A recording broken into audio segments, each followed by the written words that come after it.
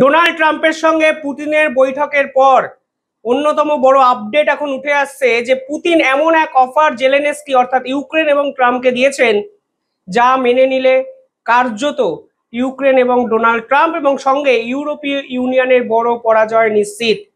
কালকে যে মিটিং হয়েছে 3 ঘন্টার বৈঠক, তারপরে অফিসিয়ালি কোনো তথ্য আমাদের সামনে আসেনি, কারণ এই পুরো বিষয়টাই সিক্রেট রাখা হয়েছিল। কিন্তু আন্তর্জাতিক স্তরে সিক্রেট রাখা কার্যত অসম্ভব। আজকে সকাল থেকেই একাধিক সংবাদপত্র প্রকাশ করে পুতিন সরাসরি ইউক্রেনের দুটো প্রদেশকে লিখে দিতে বলেছে রাশিয়ার নামে, এবং ইউক্রেন সরাসরি তা রিজেক্ট করেছে। এবং ডোনাল্ড ট্রাম্প এই পুরো বিষয়টায় নিজে থেকে ঢুকতে গিয়ে সব দিক থেকে বিপর্যয়ের সম্মুখে দাঁড়িয়ে আছে। কি হয়েছে, ঘটনা প্রবাহ কোন দিকে যাচ্ছে এবং এর শেষ পরিণতি ঠিক কি হতে পারে, সবকিছু আলোচনা করব আজকের এই ভিডিওতে। ভিডিওটি শেষ অবধি দেখবেন আর চ্যানেলটিকে ভালো লাগলে একটু সাবস্ক্রাইব করে দেবেন। দেখুন, এই বৈঠক 3 ঘন্টা ধরে চলেছে, আপনারা অনেকেই জানেন, এবং পুতিন এবং ট্রাম্প কেউই কিন্তু প্রকাশ্যে মুখ খুলেনি। এক পক্ষ কার্যত ধরে নিয়েছিল এই মিটিং এ কিন্তু জয় লাভ করেছে পুতিন, কারণ ডোনাল্ড ট্রাম্প এই মিটিং এর আগে বলেছিলেন তিনি সিজ ফায়ার করাবেন। ডোনাল্ড ট্রাম্পের লক্ষ্যটা কি? ওই যে তোরা যে যা বলিস ভাই, আমার নোবেলটি চাই। তার একটাই লক্ষ্য, ইন্ডিয়া পাকিস্তান যুদ্ধ হলে তিনি সিজ ফায়ার করাবেন, থাইল্যান্ড কম্বোডিয়া যুদ্ধ হলে তিনি সিজ ফায়ার করাবেন, আর রাশিয়া ইউক্রেনে 3 বছর ধরে চলা যুদ্ধতেও তিনি আগ বাড়িয়ে ঢুকতে গিয়ে পুরো বিষয়টা লেজে গোবরে এক অবস্থা বাঁধিয়ে ফেললেন। আর নোবেল যখন হাতছাড়া হতে শুরু করেছেন, তখন তিনি এই পুরো বিষয়টার মধ্যে ফের একবার সিজ ফায়ার করাতে আলাস্কায় একটি হাই ভোল্টেজ মিটিং অর্গানাইজ করলেন পুতিনের সঙ্গে। এই মিটিং এ কি আলোচনা হয়েছে এবার আস্তে আস্তে বাইরে আসতে শুরু করলো। পুতিন সরাসরি বলেছেন আমি সিজ ফায়ার করতে পারি, আমার মিলিটারি কোনোভাবে ইউক্রেনের দিকে আর অ্যাডভান্সড প্রোগ্রেস করবে না, কিন্তু আমাকে ইউক্রেনের নির্দিষ্ট দুটো জায়গা তুলে দিতে হবে, অর্থাৎ ইউক্রেনকে মেনে নিতে হবে এই দুটো জায়গা আজ থেকে রাশিয়ার। দেখুন, যে খবর সামনে আসছে সেখানে বলা হচ্ছে ইউক্রেনের এই মুহূর্তে 4টে প্রদেশ রাশিয়ার মিলিটারি কিন্তু দখল করে রেখেছে। ইনফ্যাক্ট 5টা প্রদেশ দখল করে রেখেছে। ক্রিমিয়াকে কিন্তু 2012 সাল থেকে রাশিয়া নিজেদের দখলে রেখে দিয়েছিল। এই ক্রিমিয়া ছাড়া খেরসন, জাপোরিজিয়া, দোনেক্স এবং লুহান্স, এই 4টে প্রদেশ রাশিয়ার মিলিটারি কিন্তু কার্যত অধিকৃত করে রেখেছে। এবার পুতিন সরাসরি কালকে ডোনাল্ড ট্রাম্পকে বলেছেন এই যে 4টে প্রদেশের মধ্যে দোনাক্স এবং লুহান্স, এই দুটো প্রদেশ রাশিয়ার প্রয়োজন। আপনারা যদি ম্যাপটা দেখেন তাহলে দেখবেন এই যে দোনেক্স এবং লুহান্স, এই দোনেক্স নামক পার্টিকুলার প্রদেশটির 75% জায়গা কিন্তু রাশিয়ার মিলিটারি দখল করেছে। বাকি 25% অংশ এখনো কিন্তু ইউক্রেনের দখলে আছে। পুতিন বলেছেন আমার এই এই দোনেক্স এবং লুহান্স, এই দুটো জায়গার ফুল কন্ট্রোল প্রয়োজন এবং ইউক্রেনকে মানতে হবে এই দুটো প্রদেশ আজ থেকে রাশিয়ার। এবার এই লুহান্স বা দোনেক্স, এই দুটো জায়গা কিন্তু রাশিয়ার বরাবরই টার্গেট ছিল। আজ থেকে 3 বছর আগে যখন যুদ্ধ শুরু হয় তখন কিন্তু এই লুহান্স বা দোনেক্স, এই দুটো জায়গাকে কেন্দ্র করেই যুদ্ধ শুরু হয়েছিল। আস্তে আস্তে রাশিয়ার মিলিটারি বাকি দুটো জায়গা অর্থাৎ জাপোরিজিয়া এবং খেরসানকেও দখল করে নেয়, অর্থাৎ অ্যাডভান্টেজ প্রথম থেকে রাশিয়ার মিলিটারি ছিল। কিন্তু এবার সিনটা এমন একটা জায়গায় চলে গেল যে ইউক্রেনকে যদি যুদ্ধ থামাতে হয় তাহলে এই দুটো জায়গা স্পেশালি দোনেক্স এবং লুহান্স রাশিয়াকে অফিসিয়ালি তুলে দিতে হবে। এবং পুতিন নাকি ডোনাল্ড ট্রাম্পকে ঠিক সেটাই বলেছেন, এবং কালকে গোটা বিশ্বের নজরে থাকবে ডোনাল্ড ট্রাম্পের সঙ্গে ইউক্রেনের প্রেসিডেন্ট জেলেনস্কির মিটিং, কারণ ডোনাল্ড ট্রাম্প নাকি রাজি করাতে চলেছেন ইউক্রেনের প্রেসিডেন্টকে এই দুটো জায়গা অফিসিয়ালি রাশিয়ার হাতে তুলে দেওয়ার জন্য। পাশাপাশি যখন এই মিটিং চলছে ঠিক তার কিছুদিন আগে 12ই আগস্ট একটি খবর সামনে আসে, সেখানে বলা হয় Russia makes biggest 24 hours Ukraine in over a year, অর্থাৎ 12ই আগস্ট অলরেডি রাশিয়া কিন্তু ইউক্রেনের দিকে সব থেকে বেশি অ্যাডভান্স একটি মুভ করেছে এবং ইউক্রেনের একাধিক জায়গাকে দখল করার দিকে একটু একটু একটু করে এগিয়ে যাচ্ছে। অর্থাৎ এদিক থেকেও কিন্তু বিপদে ইউক্রেন। যদি ডোনাল্ড ট্রাম্পের মাথার হাত ইউক্রেনের মাথার উপর থেকে সরে যায় তাহলে কিন্তু রাশিয়ার এরকম ডিল ওয়াইজ এইগুলোকে চাইবে না, অলরেডি দখল যা করে নিয়েছে 25% যেটুকু বাকি আছে সেটুকুও কিন্তু যুদ্ধ করে তারা দখল করে নেবেন। এই মুহূর্তে দাঁড়িয়ে জেলেনস্কির কাছেও কিন্তু বড় চ্যালেঞ্জ যে পুতিনের এই অফার তিনি অ্যাকসেপ্ট করবেন কি অ্যাকসেপ্ট করবেন না। আর ডোনাল্ড ট্রাম্পের কাছে বড় চ্যালেঞ্জ যে তিনি ইউক্রেনের এই প্রেসিডেন্টকে এই অফারটিকে অ্যাকসেপ্ট করাতে পারবেন কিংবা পারবেন না। পাশাপাশি কালকে আপনারা জানেন আমেরিকার প্রাক্তন প্রেসিডেন্ট হিলারি ক্লিন্টন তিনি একটি স্টেটমেন্ট দিয়েছেন। তিনি বলছেন ডোনাল্ড ট্রাম্পের এত নোবেল পাওয়ার শখ, এত নোবেল পাওয়ার ইচ্ছা, যেখানে সেখানে সিজফায়ার করাতে ঢুকে যান। আমি ডোনাল্ড ট্রাম্পের নাম নোবেলের জন্য পাঠাবো যদি তিনি সিজফায়ার করাতে পারেন রাশিয়া ইউক্রেনের মধ্যে, এবং ইউক্রেনের যে জায়গাগুলো এতদিন অবধি রাশিয়া দখল করে রেখেছে সেই জায়গাগুলো যদি রাশিয়া ইউক্রেনের হাতে তুলে দেন এবং রাশিয়া যুদ্ধ বন্ধ করে, তাহলে আমি ডোনাল্ড ট্রাম্পের নাম নোবেলের জন্য পাঠাবো।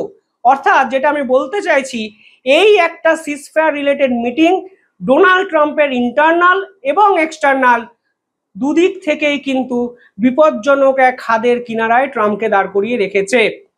ট্রাম্প নিঃসন্দেহে ভাববেন কেন তিনি এই রাশিয়ার সঙ্গে লড়তে গেলেন, এদিকে জেলেনস্কি ভাবছেন কেন তিনি ট্রাম্পকে ভরসা করলেন, আর এদিকে পুতিন বললেন মনে মনে যে ভাই লড়লি তো লড়লি আমার সঙ্গে, এখন তো তোর ছেড়ে পালিয়ে কেঁদে বাঁচারও জায়গাটা নাই, কারণ সিজফায়ার যদি করাতে তুমি না পারো তোমার আন্তর্জাতিক স্তরে মান সম্মান শেষ, আর যদি সিজফায়ার করাতে তুমি পারো তাহলে ইউক্রেনের দুটো জায়গা আমাকে তুলে দিতে হবে। অর্থাৎ 3 বছর ধরে আমি যার জন্য লড়ছিলাম আমি অফিসিয়ালি সেই পার্টিকুলার দুটো জায়গা অধিগ্রহণ করে আন্তর্জাতিক স্তরে সাম্প্রতিক সময় ইতিহাসের সবচেয়ে বড় জয়ের দোরগোড়ায় পৌঁছে গেলাম। জেলেনস্কি কালকে একটি স্টেটমেন্ট দিয়েছেন। জেলেনস্কি পরিষ্কার বলেছেন আমি ডোনেটস দেব না এবং কোনোভাবে টেরিটোরিয়াল কনসেশন আমার কনস্টিটিউশনকে ভায়োলেট করতে পারে এই ধরনের ডিসিশন আমি নেব না। আমার কাছে কোনো সিকিউরিটি গ্যারেন্টি কি, ধরুন আমি ডোনেটস দিয়ে দিলাম, ধরুন আমি লুহান্স দিয়ে দিলাম, কিন্তু তারপরেও রাশিয়া এই যুদ্ধ থামাবে, এর গ্যারেন্টি কোথায়? সরাসরি ট্রাম্পকে প্রশ্ন করে দিয়েছেন। এবার দেখুন এত সবের মধ্যেও সব থেকে ইম্পর্টেন্ট যে প্রশ্নটা এই মুহূর্তে উঠছে যে সকলে ডোনেটসকে কেন বাঁচানোর চেষ্টা করছেন। এই যে 4টে প্রদেশের কথা আমি বারবার বলছি, খেরসন, জাপোরিজিয়া, ডোনেটস এবং লুহান্স, এই 4টে প্রদেশের মধ্যে ডোনেটস এবং লুহান্স কেন্দ্রিক রাজনীতিটা একটু বেশি হচ্ছে বলে আপনাদের মনে হচ্ছে না? হওয়াটাই স্বাভাবিক। পাকিস্তানের যেমন বালুচিস্তান, অর্থাৎ বালুচিস্তানের মাটির তলায় আসলে পাকিস্তানের সোনার খনি, অর্থনৈতিক সমৃদ্ধির মূল ভিত্তি হলো বালুচিস্তান পাকিস্তানের। ইউক্রেনের পার্টিকুলার জিওগ্রাফিক্যাল ম্যাপটা যদি দেখেন দেখবেন এই ডোনেটস হলো ইউক্রেনের প্রধান ইকোনমিক্যাল সেন্টার। এই ডোনেটস হলো দোনবাস ইন্ডাস্ট্রিয়াল বেল্টের অন্যতম গুরুত্বপূর্ণ অংশ এবং এটি মেন লজিস্টিক সেন্টার। ইউক্রেনের যত ইন্ডাস্ট্রিয়াল পারপাসের কাজ ম্যাক্সিমাম কিন্তু ডোনেটস থেকে সংঘটিত হয়, আর এই ইন্ডাস্ট্রি ওরিয়েন্টেড বিভিন্ন ধরনের অ্যাক্সেসের জন্যই রাশিয়াও কিন্তু ডোনেটস বলে জায়গাটিকে টার্গেট করেছে। এবার এই জায়গাটি যদি ইউক্রেন থেকে বেরিয়ে যায় তাহলে ইউক্রেনের ইকোনমিক্যাল স্ট্রাকচার ম্যাসিভ ধাক্কা খাবে, যে ক্ষতিপূরণ করার ক্ষমতা এই মুহূর্তে ইউক্রেনের নেই, কারণ দেশটি অলরেডি যুদ্ধ বিধ্বস্ত। যুদ্ধ করতে গিয়ে দেশের রিজার্ভসের পরিমাণ অত্যন্ত কম, কার্যত ইউরোপীয় ইউনিয়ন এবং ডোনাল্ড ট্রাম্পের আমেরিকার দয়ায় কিছুটা টিম টিম করে জ্বলছে। ফলে ডোনেটস কোনোভাবেই হাতছাড়া করতে চাইবে না ইউক্রেন। পাশাপাশি ইউক্রেনের যদি কনস্টিটিউশনটা দেখেন, যদি সংবিধানটা দেখেন, সেখানে আর্টিকেল 73 আছে। সেখানে বলা হয়েছে যদি নির্দিষ্ট একটি দেশ বা দেশের অংশ অন্য একটি দেশের হাতে তুলে দিতে হয় তাহলে সেই দেশে ভোটাধিকার চালু করতে হবে, সাধারণ মানুষকে ভোট দিয়ে বলতে হবে হ্যাঁ আমরাও এই এক্সিটটাকে সমর্থন করছি। অর্থাৎ ভোটে সাধারণ মানুষকে বলতে হবে ডোনেটস দয়া করে আপনি রাশিয়ার হাতে তুলে দিন, আমাদের কোনো আপত্তি নেই, যা কার্যত অসম্ভব। কোনো দেশের নাগরিক সেই দেশের একটি অংশ শত্রুপক্ষের হাতে তুলে দিতে চাইবে না। ফলে এখানে কিন্তু ডিসিশন শুধুমাত্র জেলেনস্কির একার উপরে নেই। পাশাপাশি কালকে এই মিটিং এর পর ইউরোপীয় ইউনিয়ন প্রবল বিক্ষোভ দেখাতে শুরু করেছে ডোনাল্ড ট্রাম্পের উপর। বলছে আমরা ন্যাটোর সহযোগী রাষ্ট্র। এখানে আর্টিকেল 5-এ পরিষ্কার বলা হয়েছে ন্যাটোর একটি রাষ্ট্র যদি বিপদে পড়ে আমরা সবাই মিলে এই বিপদ থেকে তাদেরকে উদ্ধার করব। কিন্তু এখানে ইউক্রেনকে উল্টে কালকে মিটিং এর পর ডোনাল্ড ট্রাম্প এই ডোনেটস এবং লুহান্স তুলে দিতে বলছেন, যা কার্যত মানা অসম্ভব। অর্থাৎ সরু সুতোর উপরে ঝুলছে ডোনাল্ড ট্রাম্প। তিনি নিজেও বুঝতে পারছেন না কি করবেন। তিনি আগ বাড়িয়ে পুরো বিষয়টায় ঝাঁপিয়ে পড়েছেন। পুতিন ছোপ বুঝে কোপটা মেরে দিয়েছেন এবং যেভাবে এই গতি প্রকৃতি দ্রুত গতিতে বদলাচ্ছে, দিনের শেষে শেষ হাসিটা রাশিয়ার হাসা কার্যত সময়ের অপেক্ষা। দেখুন, কালকে গুরুত্বপূর্ণ একটি মিটিং হোয়াইট হাউসে। জেলেনস্কি এর আগে যখন আমেরিকায় গেছিলেন কি হয়েছিল আপনারা জানেন। সর্বসমক্ষে জেলেনস্কিকে অপমান করেছিলেন ডোনাল্ড ট্রাম্প।